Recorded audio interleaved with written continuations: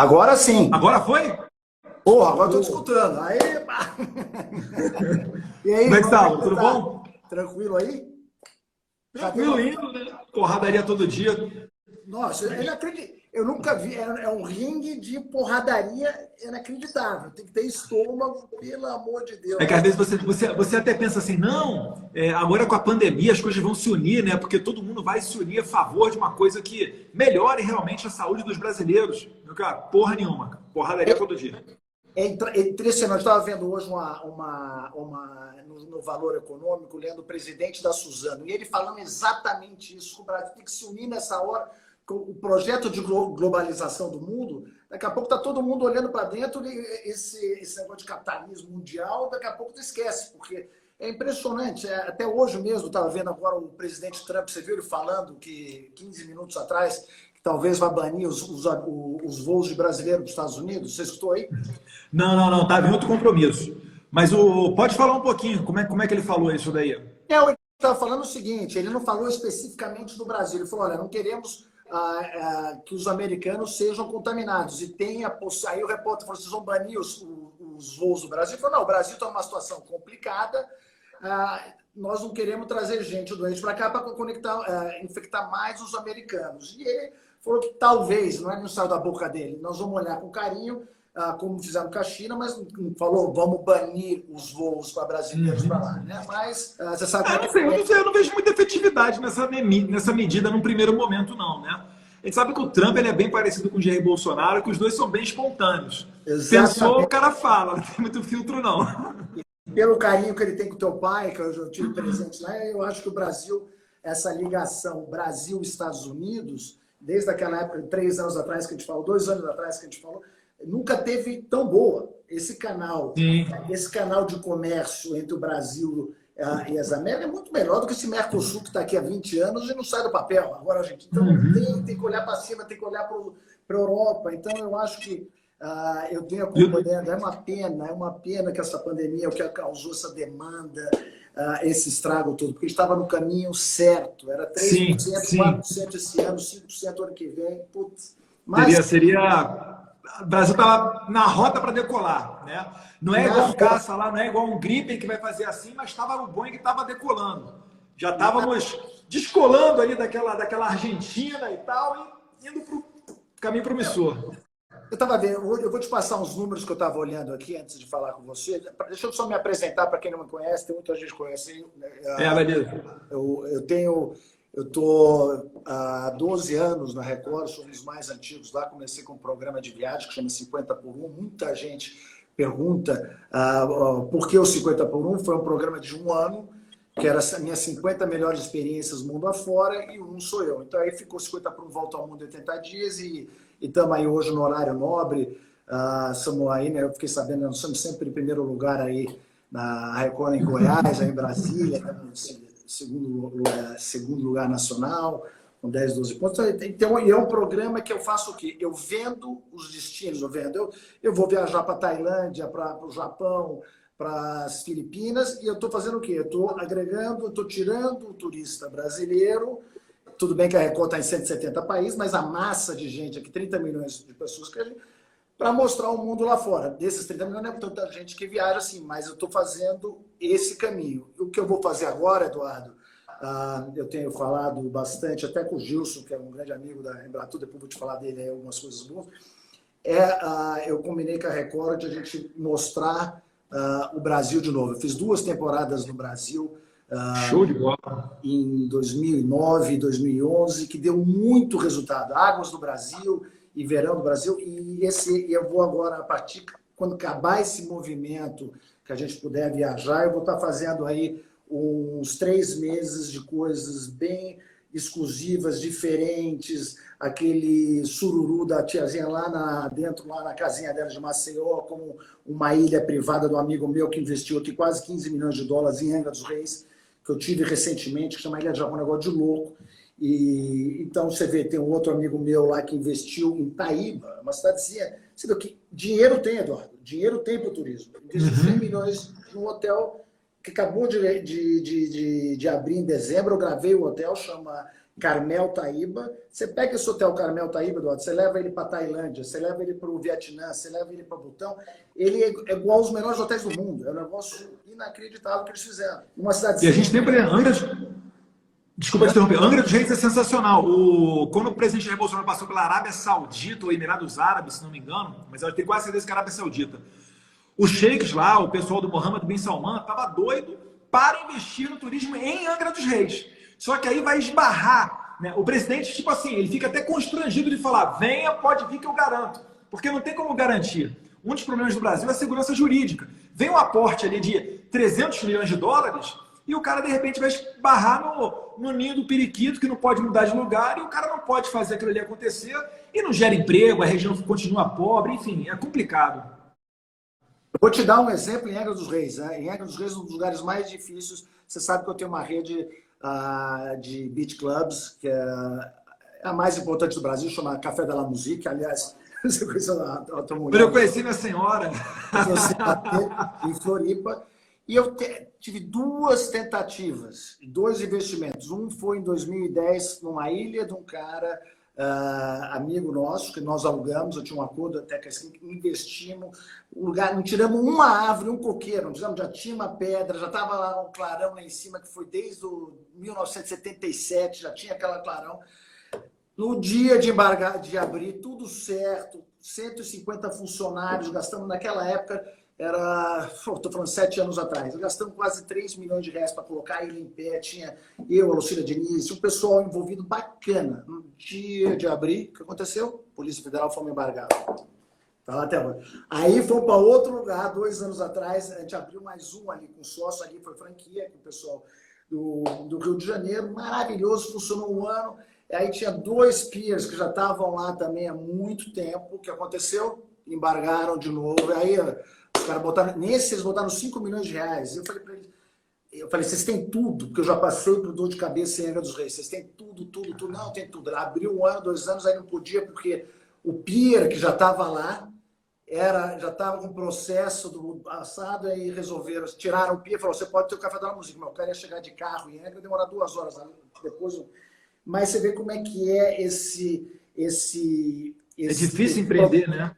Difícil. Você vê nos Estados Unidos, Eduardo, eu estava falando outro dia, nos Estados Unidos nós temos mais de 400 parques que está na mão das pessoas, iniciativa privada, empreendedores, que nem Fernando de Noronha está. Por que o Foz do Iguaçu funciona tão bem? Porque está na mão de empreendedores. Não é que os empresários vão lá, vão para destruir. Pelo contrário, eles vão ganhar dinheiro, vão arrumar melhor, eles vão fazer o negócio direito. Por isso que nos Estados Unidos, aqui se você for ver, tem quantos parques nacionais tem aqui que está na mão de empresários? Nenhum. Tem o Fernando Noronha, o Rio Grande do Sul, tem a Tijuca, se tiver 10 é muito. E você consegue...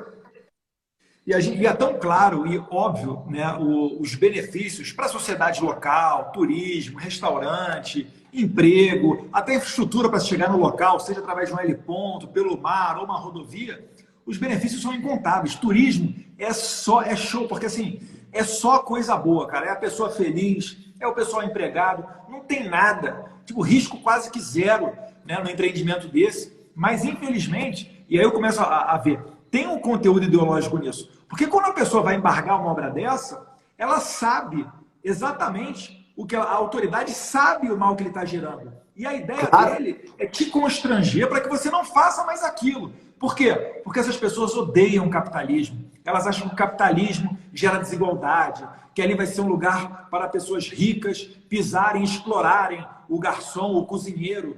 Então é uma ideia totalmente deturpada do mundo atual. São pessoas que pararam no tempo lá atrás.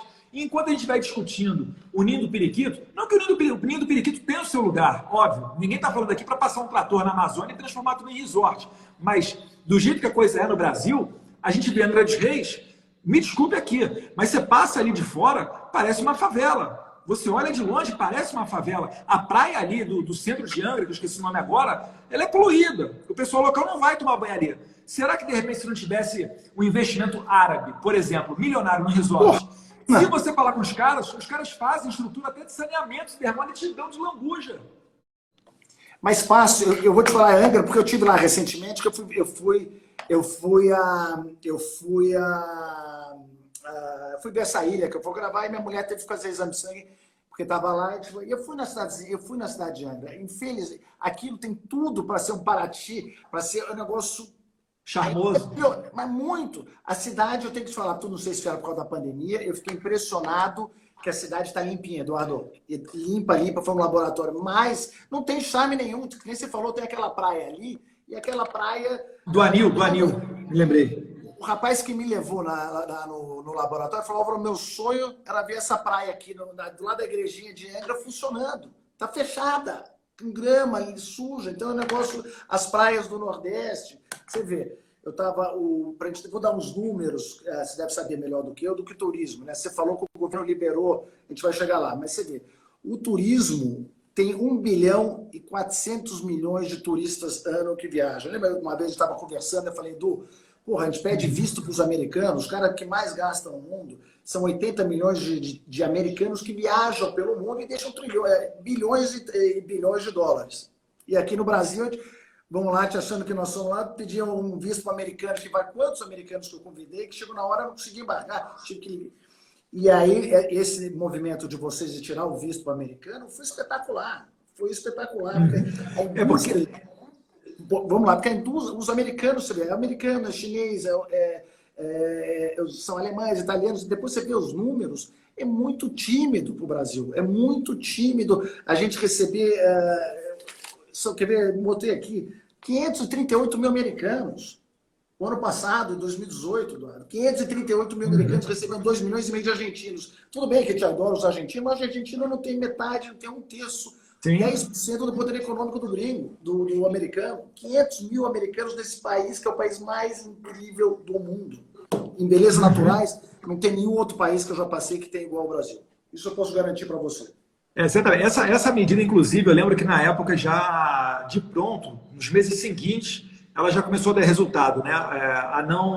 Você não exigir mais visto para japoneses, canadenses, australianos e americanos.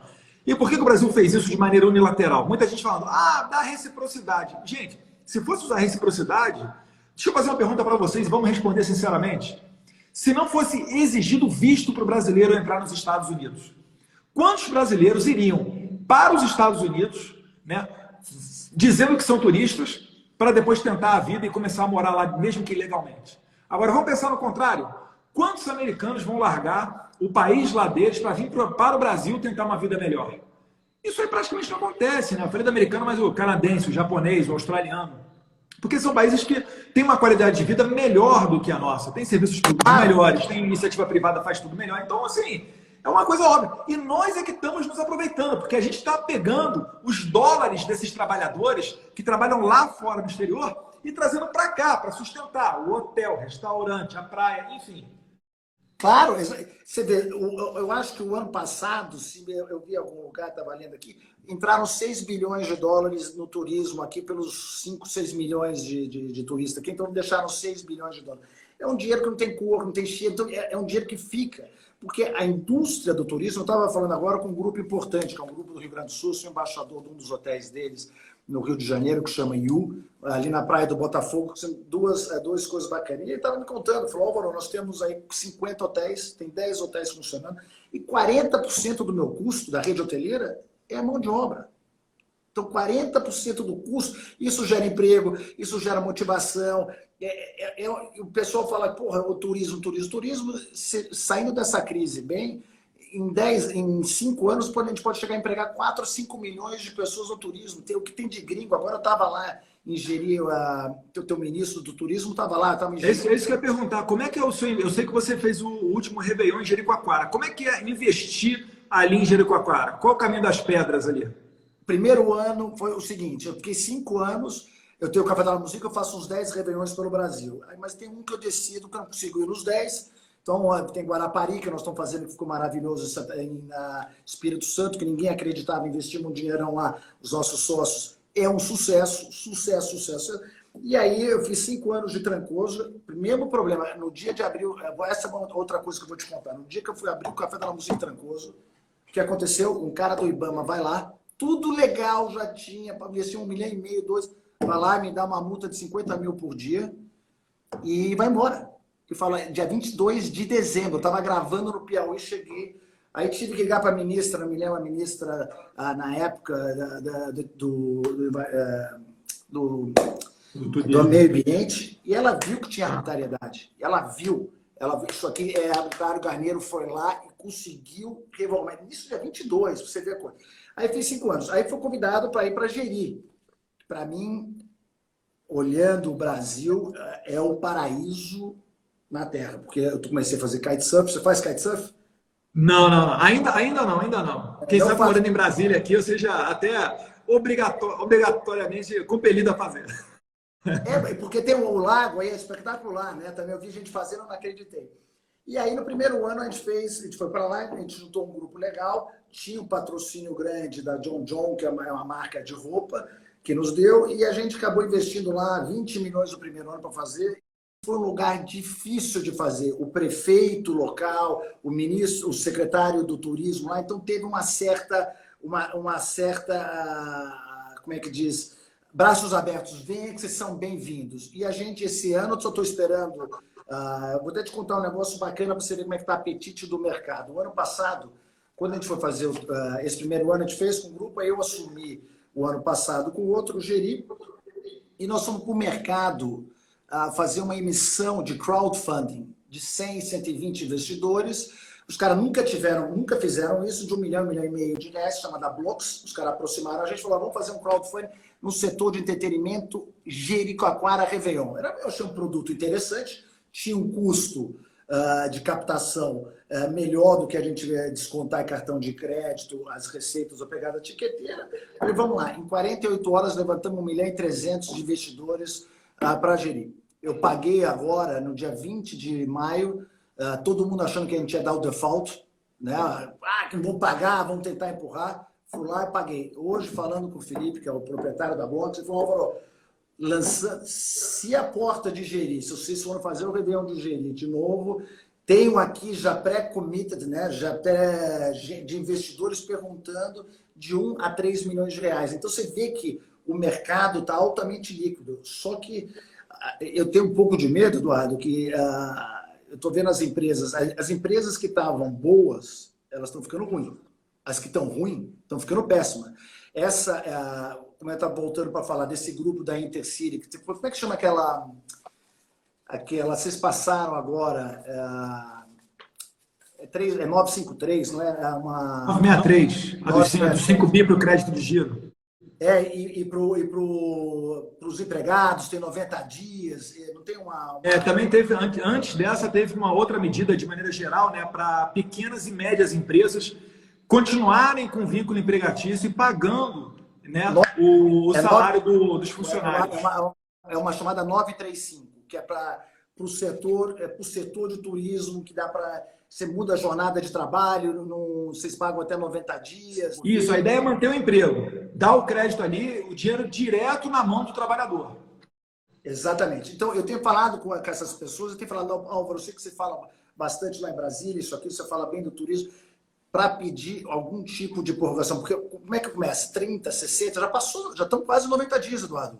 E se for, então a empresa que estava boa ficou ruim. A que está ruim já foi para a UTI. A da UTI já quebrou. Então, e os hotéis, o turismo foi o primeiro a entrar, o negócio da aviação, né? O primeiro a entrar, está dando muito foco na aviação, que está certo, e vamos ser o último a sair. Jeri está fechada há 90 dias. As ruas não tem ninguém. É uma cidadezinha que recebia 1 milhão de turistas por ano. Quando eu estava falando de Jeri para você, por que eu escolhi Jeri? Porque eu sempre lembro uma vez no nosso almoço lá atrás, eu falei, um puta de um caso bem sucedido de turismo era Tulum, não é Tulum, é Cancún, recebia 30 milhões no México, porque o México investia 500 milhões de dólares fora, né? O México pega 500 milhões de dólares ou mais, que vocês esse ano mudaram, e investem na Ásia, na Europa, todo lugar do canto você vai abrir uma CNN da vida, uma dessas televisões, está lá, vem para o México, vem para Tulum, vem para não sei o que. Vocês agora, vocês mudaram um pouco através do GIS, conversei bastante, a verba da Embratur era 10 milhões de dólares no passado, não dava para fazer um comercial. Como é que você quer trazer turismo sem mostrar para o americano, mostrar para o asiático o que é o Brasil, as belezas? Tinha 10 milhões de dólares, 10 milhões de dólares, você não compra um anúncio, 2 anúncios na CNN Internacional. E você vê que o México faz o trabalho direito. E é o que ele... E aí o que eu fiz? Eu vi gerir com a possibilidade de se tornar o Réveillon mais internacional do Brasil, que já, no ano passado já levamos 600, como Tulum. E eu trouxe muita gente. Os caras falaram, que porra é essa de uma cidade que não tem carro? Cacete, você anda descalço, vai para tudo que não precisa de sapato, não precisa de carro para ir para a festa. Você tem as lagoas, é um paraíso. E aí, esse ano, se der certo, vão ter 1.100, pelo menos 1.000 turistas de fora que eu para Tulum, que falam, pô, o Brasil, o que nós temos de melhor, Eduardo? Eu falei isso para o Gilson. Falei, Gilson, eu já ia perguntar para você, ia pedir para você antecipar um pouquinho do seu programa e falar aí dos destinos nacionais que podem ser mais procurados. Além daqueles de mais alto nível, um também, cara, que atenda outras variedades, né? Porque às vezes o pessoal não tem condição. A gente sabe que viajar dentro do Brasil é caro também, né? Não é porque dentro do Brasil que é barato. Às vezes uma passagem aérea é o olho da cara. Mas uma recomendação para o pessoal aí que está pensando lá para frente, né? Então, o que eu estava falando, por que a passagem é tão cara e nos Estados Unidos é tão mais em conta? Porque o turismo hoje e o transporte aéreo, o transporte de turismo doméstico está muito ligado à aviação. A gente não tem malha de trânsito, malha de trem. Imagina um trem-bala de São Paulo para o Rio de Janeiro, lá para o Mato. A gente não tem. Nos Estados Unidos você vai viajar no trem por todo lugar do mundo. Na Europa você sai da Alemanha, você vai para a França de trem, você vai para... Então, a gente não tem essa malha diária de trem que ajudaria muito. Por isso que no ano passado, tivemos 90 milhões de pessoas doméstico, viajando na nossa aviação. Então, quando a gente fala de turismo, todo mundo fala, aviação, aviação. Mas a gente tem que olhar para o cara de negócio, ele não pega um carro para mais de 100 quilômetros, você sai daqui para Campinas, ele já pensa 2 vezes se ele vai de avião ou se vai de carro. Então, o cara acaba pegando, se tivesse um trem confortável, uma linha, malha ferroviária no Brasil, ia ser excelente. Outro negócio excelente é o motorhome, a indústria de motorhome, aquele que o americano sai de Nova York e vai para... E Austrália, Nova Zelândia, Estados Unidos, a galera usa... Aquilo é uma indústria de 70 bilhões de dólares nos Estados Unidos. Aquilo é um espetáculo. Você sai, imagina você indo pela costa, tudo bem, tem que ter segurança, tem que ter isso e aquilo, tem que ter as comunidades, mas é um negócio que está completamente virgem ainda, virgem. Então, o que eu estava falando, você estava falando de programas, eu estou vendo, Fernando de Noronha é outro lugar, que você leva qualquer gringo em Fernando de Noronha, o cara fala, isso aqui não é possível que eu estou aqui em Fernando de Noronha. Isso existe? Isso existe? Porra, é um negócio inacreditável. Tem Fernando de Noronha, tem o negócio da Chapada dos Veadeiros, que vou ter lá... Olha, aqui do lado de Brasília, aqui é um lugar sensacional também. Sensacional. E tem para tudo. Tem para adolescente que quer economizar, tem trilha, bike, enfim, uma variedade imensa. Dá para atingir todos os públicos. Todos, tem uma cachoeiras, tem aquele hotel Águas Quentes que eu gravei já lá, tem uma mesma... Então tem isso lá, tem a parte Tocantins lá, que é a parte que eu falei outro dia com o senador, com o Eduardo Gomes e com o Irajá, que falaram, não, você tem que gravar, Jalapão? Jalapão, eu já tive em Jalapão também, então eu estou vendo esses pontos, vou ver Angra, que eu vou gravar Angra ali naquela região, quero fazer de novo Fernando de Noronha, eu vou fazer um pouco aqui da região do Pantanal, a Amazônia. Vou escolher 8 a 10 lugares espetaculares para fazer. Mas voltando no Embratur, o que eu falei para o ministro, para o Gilson? Falei, Gilson, o que resta esse ano para o turismo? Falei, cara, você tem que... O que nós temos de melhor? Eduardo, o Réveillon do Brasil não tem melhor do mundo. É o melhor do mundo, isso eu te garanto. O cara vai para a Austrália, vê os fogos daquela ópera, vai no barzinho... Acabou, vai para Las Vegas, tem não sei o quê, tem que fechar 2 horas. Então, não tem... Eu falei, o Gilson, foca no Réveillon do Brasil. O ano passado entrou 1.400.000 pessoas aqui de fora, né? 1.300.000 pessoas em janeiro. Você tem o Carnaval esse ano e o Réveillon. A gente tem que mapear... O México faz as coisas dele. Com o Brasil, o melhor Réveillon do planeta. E você pode ter certeza que se o cara for para Florianópolis, se o cara for para o Rio de Janeiro, se o cara for para Jeri, se ele for para Maceió, não tem nada igual. E a gente não explora isso. A gente não explora. Eu falei isso com o Gilson, trabalha com o negócio de vender o Réveillon do Brasil, entendeu? Porque E o Carnaval, né? Porque o Carnaval não tem nada parecido. Mas, sim. E às vezes é engraçado, poxa, sempre que dá, eu vou para os Estados Unidos, eu adoro, sou fã mesmo. Baba ovo de americano, pô, cara, é sensacional. Vou para lá. Pô, cara, as histórias, né? É que é frequente. quando você conhece a comunidade brasileira no exterior, você vê que o negócio é muito frequente. Por exemplo, uma vez meu carro deu um problema, eu não sei o que foi, arriou a bateria, esqueci o negócio, arriou a bateria, furou o pneu, não lembro o que foi. Eu sei que eu precisei atravessar a rua e aproveitei para ir numa farmácia, enquanto o seguro estava vindo lá com a ajuda. Não foi furar o pneu, porque senão eu trocava sozinho. Mas, enfim, foi a pane elétrica, lembrei, foi a pane elétrica. Eu deixei o meu celular no banco do carro, com o carro com vidro aberto, num posto de gasolina. Larguei, andei uma quadra com minha esposa, fui lá na Walgreens, comprei lá o remédio que ela queria, não sei o quê. Mulher também sempre faz a festa em lojinha de remédio, né? Adora essas quinquilharias aí, vitamina, não sei o quê, para emagrecer, enfim. Quando retornamos, meu celular tá no carro. Cara, ninguém nem tocou. É uma coisa assim, é difícil você ter essa tranquilidade no Brasil, né? Pode ser que ninguém roube também? Pode ser. Mas, poxa, o Rio de Janeiro tem uma molecada ali que já é programada para o cara 24 horas por dia maquinando como é que ele vai furtar um gringo. Aí o gringo chega lá com uma máquina aqui no pescoço, porque ele anda em todo lugar assim, ele não imagina que pode vir uma pessoa, meter a mão ali e levar a máquina. Aí quando o moleque faz isso, o que o carioca pensa? Porra, o gringo deu mole, não devia ter colocado a máquina tão à mostra. Só que na cabeça do gringo ele pensa assim, caraca, cara, onde é que eu vou passar turismo num lugar onde eu não posso nem colocar minha máquina no peito? Então, acaba que a gente acaba se acostumando com a violência e isso é inimaginável. Um cara que a gente está falando que gasta em euro, um cara que gasta em dólar, ele só vai para um lugar turístico onde ele tenha, no mínimo, essa tranquilidade. Então, ele está comparando ali a Tailândia, ele praticamente abre o mapa mundo e vê para onde é que eu vou. Um dos primeiros lugares vai cortar o Brasil. Fala, pô, acabou de esfaquear uma menina no arrastão na praia, pô, vocês vão fazer o que lá? A notícia ruim, ela tem uma velocidade supersônica, meu cara, é impressionante. A boa demora para chegar, demora. Você vê aí, vocês falam o que o governo tem feito de coisa boa, isso é paulado de porque demora. Notícia boa não vem de jornal, não vem de... É difícil, meu. Então, cara, sim. Lá fora é incrível. Toda hora que eu vou trazer alguém para o carnaval ou para o Réveillon, puta, eu vou morrer. O Brasil, os caras acham que vem aqui para Copacabana vai morrer, que vai para São Paulo. E quando eu chego aqui, vê que é uma tranquilidade, que anda na rua. Tudo bem que tem esses que infelizmente tem, né? Porque vai esses pequenos furtos, isso e aquilo.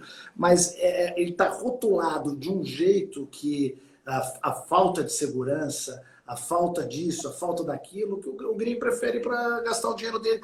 Mesmo com o dólar a 5,50, 6, o cara prefere ir para a Europa. Ele sabe que vai ter lá, vai atender, que ele vai andar, que não vai ter sessão de sarro. É difícil, entendeu? O Brasil era para receber 20 milhões de turistas por ano, Eduardo. Se recebesse 20 milhões de turistas por ano, aqui deixaria pelo menos uns 200 a 300 bilhões de reais. A parte hoteleira ia voar. Você vê, falta hotel. Esse pessoal da Intercity, eles têm 40. E Réveillon acaba. Rio de Janeiro é um dos melhores lugares de disponibilidade de hotel. Réveillon Carnaval é 100% esgotado, Airbnb esgotado, com preço nas alturas. Então tem demanda. E essa, tem demanda. Olha com carinho, essa é para o ramo hoteleiro, porque eu tenho falado, essa 935, se der para... Eu não sei como é que funciona isso, mas para prolongar, porque eu estou vendo, todo mundo achou que era 60 dias, acabava. Você está achando... Qual que é, aí, você que está dentro do dia a dia, o que você está vendo quando acaba? O nosso pico vai ser agora, né, em maio. Já está na Espanha, mas como é que dá um pouco da visão? Nós vamos até julho? O que vai acontecer? Ninguém sabe, né? É assim, primeiro é complicado, é inevitável você falar da questão dos governadores, né? A pandemia ela foi totalmente politizada, a ponto do presidente falar que cloroquina é bom, o pessoal tomar, e quem é contra o presidente fala que não é ruim, né? Chegamos ao ridículo aí todo respeito aí, mas em São Paulo, o doutor Uip, que é o médico do Dória que está à frente da pandemia, tomou cloroquina para se curar e publicamente negou a informação. E depois, quando o Jair Bolsonaro começou a falar da cloroquina e parecia que a cloroquina de fato iria deslanchar, porque outros países no mundo estavam começando a colocar a cloroquina nos seus hospitais e para tratar as pessoas, aí o Dória chegou e falou, não, sempre falei da cloroquina. Cara de pau absurda. Mas isso aí demonstra o quê? Demonstra o ego do governante.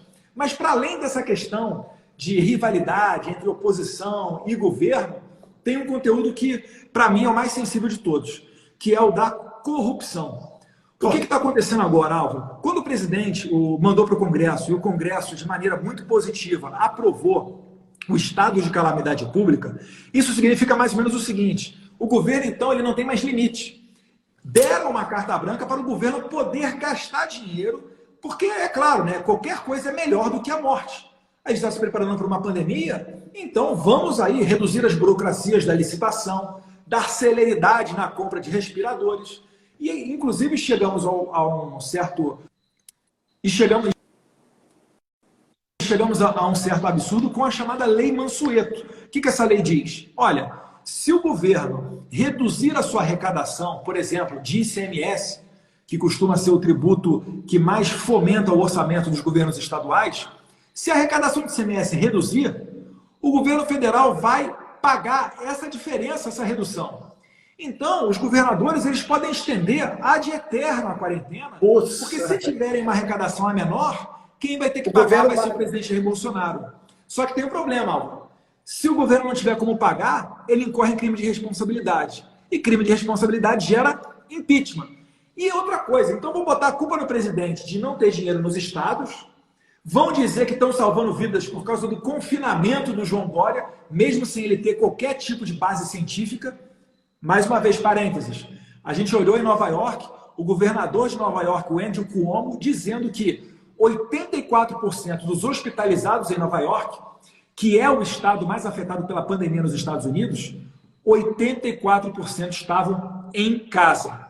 Então, eu acho que a base empírica aí desse confinamento já era. Vamos pensar em outras maneiras. Lembrando, confinamento é uma coisa, distanciamento social é outra. Higienização das mãos, manter a distância, até mesmo o uso da máscara. Cara, porque o povo já está assustado, já tem uma... Onde você anda hoje já tem esse distanciamento. Então e você vê que o pessoal quer trabalhar. Esse fim de semana eu tive recentemente com um amigo meu que tem 14 churrascarias de primeiro nível em Brasília. Estão todas fechadas. Ele falou, Álvaro, eu vou precisar... Eu não sei como é que eu vou voltar.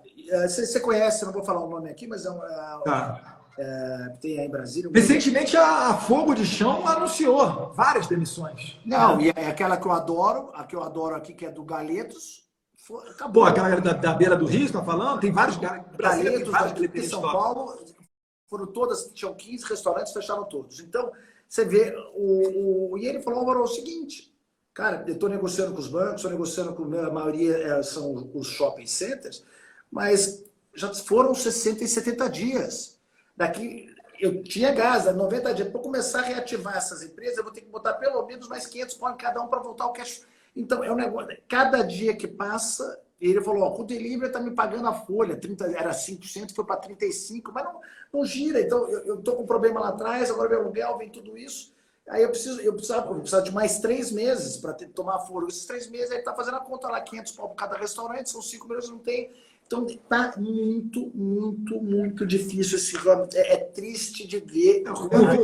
O governo tem colocado crédito na praça, tem feito o chamado diferimento tributário, ou seja, ao invés de cobrar o tributo agora, jogou para cobrar o tributo só lá na frente. Então, está fazendo a parte dele. Mas isso uma hora vai acabar. E o que a gente tem que fazer? Tem que, de maneira bem racional, pegar o que é consenso na classe médica. Enfim, os infectologistas eles falam, a pandemia só vai passar depois que 60% a 70% das pessoas estiverem infectadas. Então, meus caros, dos 200 milhões de brasileiros, 140 milhões vão pegar o Covid. Desses 140 milhões, é melhor que os jovens peguem primeiro, que tem um sistema imunológico maior, né, mais em dia. Então tem que soltar os jovens na rua para voltar a trabalhar, segura os mais idosos. Porque o jeito que a gente está fazendo, de maneira geral no Brasil, a gente está segurando todo mundo.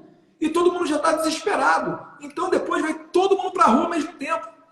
O que eu fico de cara, Álvaro, é que eu vi, por exemplo, uma pesquisa do Estadão falando o seguinte, sem confinamento, né, sem medida nenhuma, no Brasil teríamos 1 milhão e poucos de mortos. Confinamento, medidas de lockdown suave, seriam 600 mil mortos. E o confinamento rigoroso que o Brasil está tendo, teríamos em torno de 100 mil mortos no final da pandemia.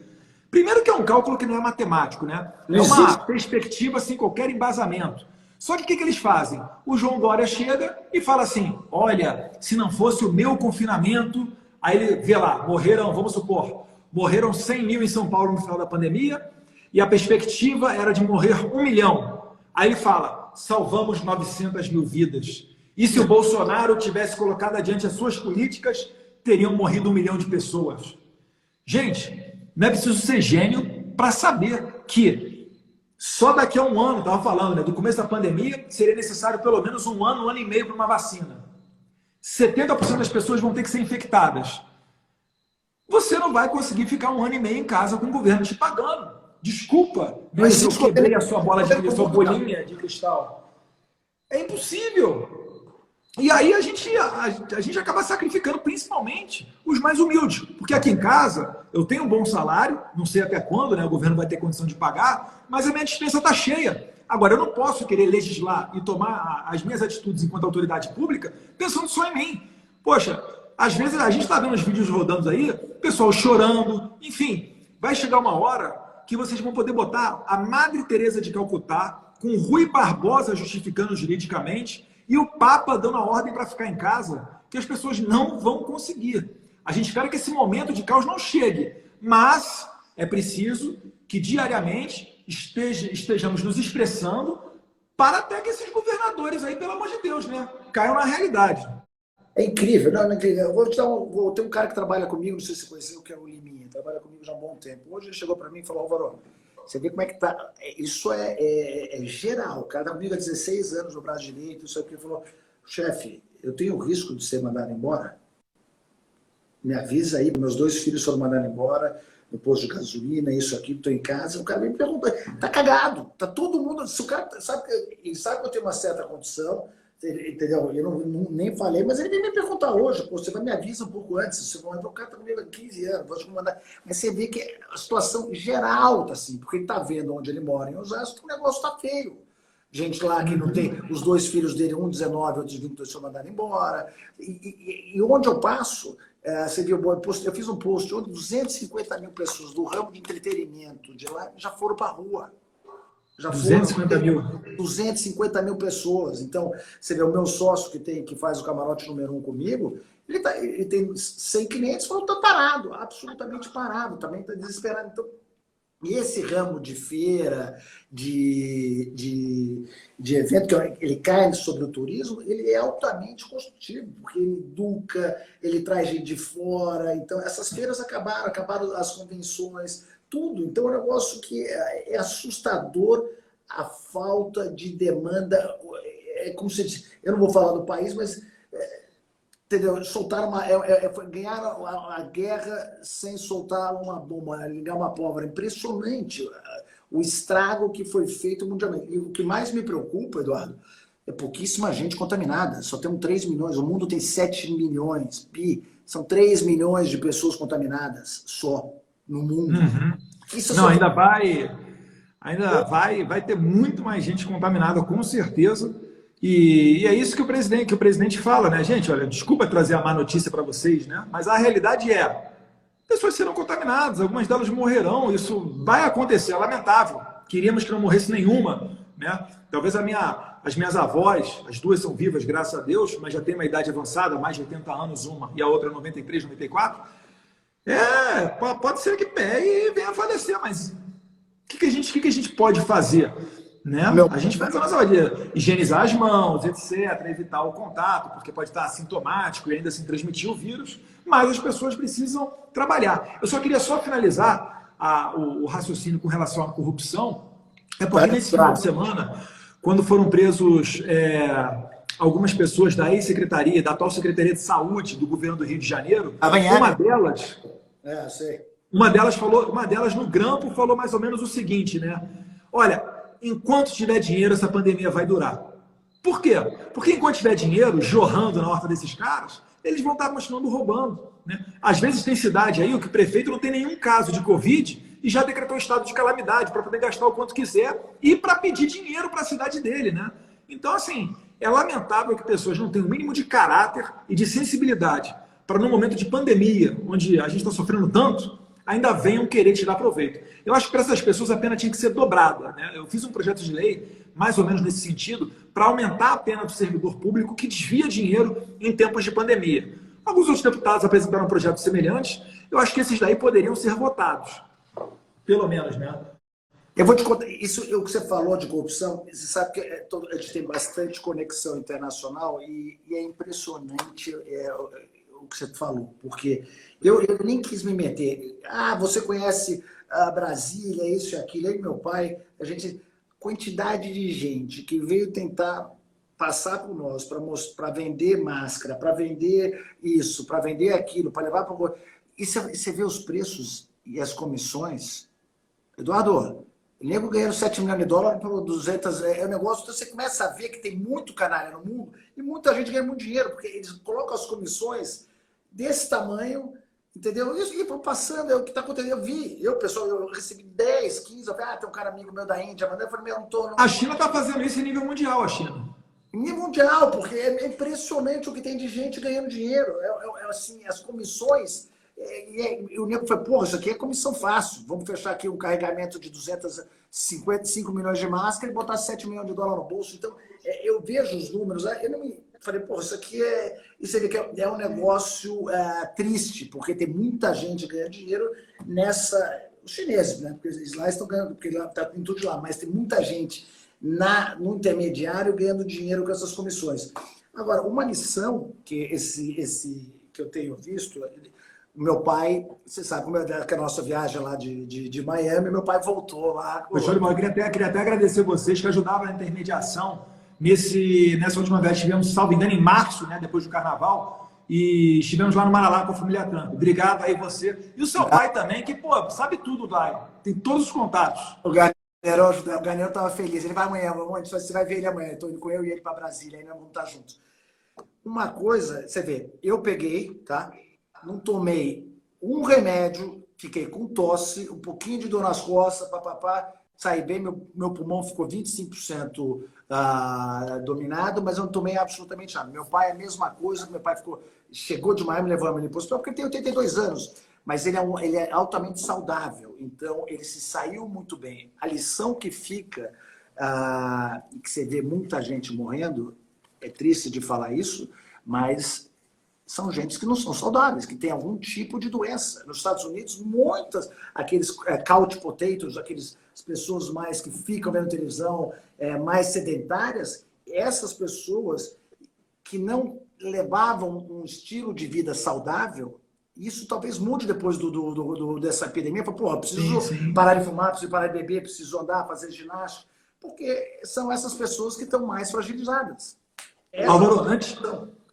Sim, não, total razão. A gente daqui a pouco vai fazer 1 hora de live, vou botar aqui para as considerações finais, para o encerramento, mas enquanto eu estou falando aqui na minha última fala, eu queria que o pessoal colocasse aí quantos anos você acha que o Álvaro Garneiro tem, tá? Beleza? Pode começar a botar aí. Mas é o seguinte, Álvaro, tu, porra, cara saudável aí, todo rasgado, todo trincado e etc. Tô sabendo que você usa ozônio, é verdade? Que parada é essa? Como é que é isso, cara? Conta pra gente aqui, porra, pra gente finalizar em alto astral essa live. Alto astral, essa do cacete. Essa é interessante, porque... 41 aí, ó. Vamos ver quem dá mais aí. Vamos lá. 5, olha, tá dando aí, ó. 47. 51. Pugliese 62, cara, pegou pesado, hein, Pugli? Esse Pontos Freds é o fotógrafo que trabalha comigo, então ele não vale aí. Pugliese 62, olha. O 78, porra, meu. Mas o ozônio é o seguinte, essa é interessante. E outro departamento também muito complicado, que é a parte de medicina. Então, não pode falar, ainda tem que ser aprovado. Nos Estados Unidos, eu uso o ozônio é usado faz 15 anos, desde que eu morava lá, 25 anos. Aqui no Brasil tem uma regra, aí se minha doutora fala, ela é punida. É tudo muito mais difícil no Brasil. Por isso que nós estamos em 124 no nosso lugar, de negócio de negócios. É muito, vocês estão... sim. Então, e aí o ozônio é o seguinte, eu fui, aí minha mãe falou, olha, minha mãe já faz isso há um tempo, tem uma senhora chamada doutora Margarete, muito amiga, ela faz esse ozônio, você tem que ir, porque eu já estou fazendo há muito tempo, tem uma amiga minha, aquela que você foi viajar para a Ásia, 92 anos, tem a melhor amiga dela, está zerada, faz esse ozônio direto. E o ozônio, o que é? Ela traz a maquininha em casa, tem 2 tipos, eu tive um problema na coluna, e aí ela mistura o ozônio e dá as injeções na coluna, exatamente na musculatura. Já fiz no joelho, já. espetacular, funciona muito. Tem o ozônio no fiofó, que ela faz assim, que ela enche três seringas, coloca o negocinho lá, porque você absorve mais rápido e é melhor por ali. E porque o ozônio é altamente inflamatório, né? Ele ajuda, é anti-inflamatório. Então, e tem um outro que eu faço, que eu tiro o sangue, eu misturo com ozônio uma vez por semana e boto, que chama hemoterapia.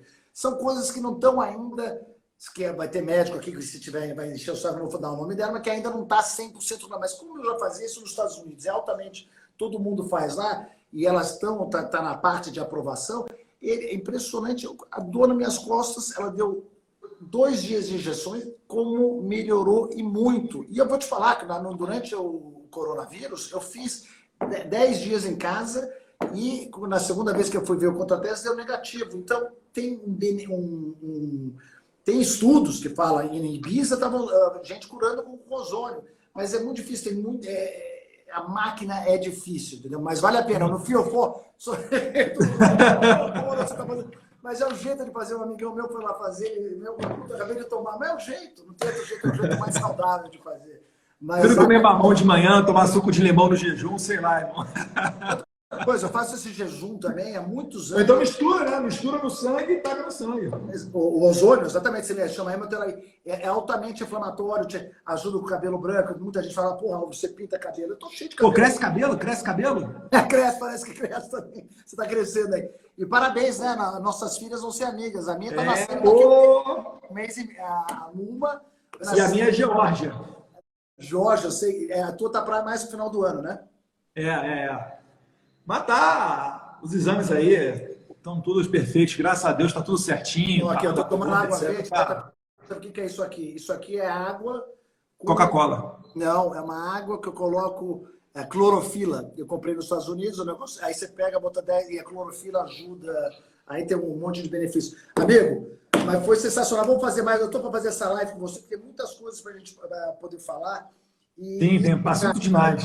Gosto bastante de vocês. Eu estou aí, sou fã, eu vejo a porradaria que vocês tomam, igual o Trump, é um negócio, tem que ter força, amigo. É força, fé. Eu, como empresário, posso te dizer que o Brasil nunca teve o time de vocês. Eu estou vendo agora um seriado chamado The Legend, que é do seriado Michael Jordan. O time econômico que vocês montaram. Não vi, não. Vê que é espetacular. A história do Michael Jordan no Bulls. The Legend. Acabou de sair no Netflix. É espetacular. Vocês montaram um time econômico que é o Dream Team. O Brasil nunca sonhou ter um time econômico, esses ministros todos. Então, é um dia de cada vez, né? Eu acho que você não imaginou que era ser tão difícil ser filho do presidente, né? Acho que você a gente imaginava que ia ser porrada todo dia, cara. Imaginava mais ou menos assim. Porra, porque assim, às vezes as pessoas acham que, tá do lado de cá, é glamour, você chega bem, é bem recebido em qualquer lugar. Eu quero falar a realidade para vocês, 24 horas por dia pensando nisso daí. Às vezes até a esposa, às vezes não, com frequência a esposa reclamando, né? Sai do celular, enfim, só fala de trabalho, recebe um amigo em casa aqui, poxa, vai fazer uma carne, etc. Pô, fala de política. Mas a gente acaba acostumando, mano. A gente sabe que se não tiver alguém disposto para ter esse tipo de estresse, vai retornar à situação antes aí de petrolão, aquela sacanagem toda, mandando dinheiro para Cuba, dando refúgio para terrorista como Battisti na Itália, enfim. O Brasil estava muito mal. Só para finalizar, faltou você dizer a tua idade. 51. Aí, ó, quem botou 51 acertou, hein? Aí, ó, 51 anos. Inacreditável. Então, aí, eu vou depois... Quando estiver gravando esses programas no Brasil, você está ficando direto em Brasília? Você não vê eu tô direto aqui em Brasília. Via de regra, aqui tá a minha base, minha esposa está aqui, enfim, está aqui direto. Claro, às vezes eu dei uma saída, eu fui para São Paulo. Não minto, eu dei um kick no Rio. Nos últimos 3 meses eu dei um tiro no Rio e voltei, só. Mas a gente bate um papo aí, vê como é que fica essa situação, vai gravar alguns programas. Não, eu vou mantendo você informado, mas São Paulo realmente é como 40% do PIB, 60%. A gente está nessa situação de quarentena aqui. Eu não sei quanto tempo mais, eu tenho muitos amigos, muitos empresários. Se a gente continuar assim, Eduardo, é triste, viu? Eu tô bem preocupado, cara, bem preocupado mesmo com o dia de amanhã. Eu tenho visto o Guedes falando isso aqui. Eu acho que a nossa retomada vai servir, eu acho que tem aquele efeito mola, o turismo vai vir, vai voltar, mas mais 30, 40 dias em quarentena, trancado, meu caro, não tem economia no mundo que resiste a isso. Você vê isso aí, vocês têm negócio. Eu sei, vocês estão tentando fazer de tudo para dar uma relaxada nisso, mas é complicado, viu? Eu como empresário, Não, tá todo mundo com esse sentimento aí, né? Ninguém sabe a realidade, o que vai ser o dia de amanhã. Tem muita especulação, ninguém sabe, é uma incógnita, é um negócio assim. Mas o mundo que a gente viu, que a gente teve um ano atrás, 3 meses atrás, esse mundo acabou, Eduardo. É outro, vai ser outro cenário. Agora, o turismo, você viu, a Airbnb perdeu 15, 20 bi de mercado, porque o cara que alugava a casa da Airbnb, ele entrava, se saía. Quantas vezes eu já aluguei nas minhas viagens, no dia seguinte eu estava entrando, estava o cara saindo. Hoje o cara tem quase 72 horas para limpar a casa, para mudar tudo. Então ele vai perder 3 dias de aluguel de casa. Mudou, o negócio é assustador, o ramo de entretenimento e de turismo, fora os outros. Mas vamos nessa, eu te vejo amanhã no jantar aí. Obrigadão. Valeu, Amaro. Pela live. E tamo junto. Beijão aí nas luzes aí. Valeu. Bom, beijão, amigo. Tchau. Valeu, pessoal. Mandar um abraço aqui pro Ozzy, meu camarada do Hawaii, né? Também. Tá, tu é menina também, não é, Ozzy? O seu filho, eu sei que tinha menina também. Poxa, saudades aí. Passou aqui o deputado Pinheirinho de Minas Gerais, show de bola, Pugliese está sempre presente. Ellen Barbosa, 36. E aí, pessoal, acertaram aí a idade do Álvaro Carneiro? Roberta Lopes DM, Araújo Celinaldo, Flávia, show de bola aí, Ozzy, positivo. O nome da minha menina vai ser Geórgia, decidimos aqui já. Sargento Galesco, como é que tá, Sargento? Boa noite para o senhor. Bem bacana o teu vídeo lá a última chamada lá na Rádio Patrulha. Sabrina Lima passou ele também, minha amiga. Branca Drummond, Saleandro, Pugliese de novo. Às vezes é bom dar uma variada, né? Bate-papo mais leve, falar a questão turística, que, claro, tem impacto na balança comercial, mas viajar um pouquinho, nem que seja só na mente, lembrar de bons lugares que nós estivemos durante a nossa vida. E é isso aí, pessoal. O governador João Dória falou em São Paulo que a quarentena acabaria dia 10 de maio, né? Fez a população de bobo, de trouxa, está sempre postergando. Alguns falam até que cogita-se aí ir até o final de junho, sempre vai chegando próximo à data fim da pandemia. Alguns governadores dão conta de postergar ainda mais essa data. Enfim, algo lamentável. Isso quando não, né, igual o Rui Costa da Bahia fala que toque de recolher às 8, se não, o pessoal não respeitar, vai ser toque de recolher às 5, depois toque de recolher às 2 da tarde. Um cara totalmente um animal, né, autoritário, sem qualquer discernimento e bom senso para governar um estado como o da Bahia. Então é isso aí, pessoal. Um abraço para vocês. Lembrando que 9h30 eu vou fazer um bate-papo com os prefeitos Everton Solari, de Mirandópolis, o doutor Cristiano, de Martinópolis, e o doutor Urban, de Pirassununga. E a gente vai bater um papo aqui sobre reabertura dos comércios. Então, quem puder assistir, se alguém quiser compartilhar, fica à vontade. E vai ser um bate-papo bem interessante, que vai tratar da realidade de muitas pessoas, com atitudes que podem servir de exemplo para outros prefeitos que desejam abrir o comércio nas suas cidades. Beleza? Então, até daqui a pouco, pessoal. Um abraço, fiquem com Deus.